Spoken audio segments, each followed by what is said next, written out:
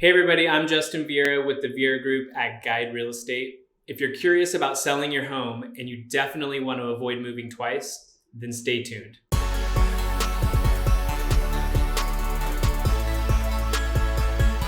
Now, in today's market, the two main groups that make up the vast majority of buyers and sellers are referred to as the move-up buyer or the downsizers.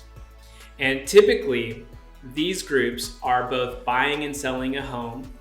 And because of that, there is a natural need for sort of a bridge between the property that they're occupying and selling and the property that they're going to move to.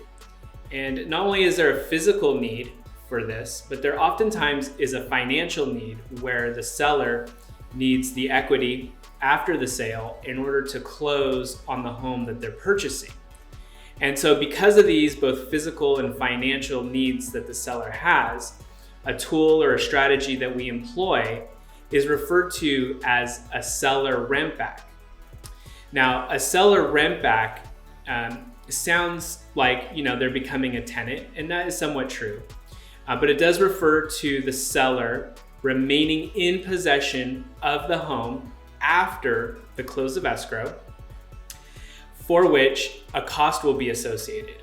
Now, traditionally, the cost associated is whatever the buyer's carrying cost or mortgage would be, plus utilities. However, in today's market, and the competitive nature of the market, many buyers are having to offer the seller a free rent back. So oftentimes the seller is selling that home and remaining in possession of the home at no cost to them for about 30 days. Now, there are a number of pros and cons that you need to keep in mind when considering a seller rent back. Now, the pros are that you don't have to move twice, and that's a biggie. Also, you're gonna get access to your cash so that you can close the next property.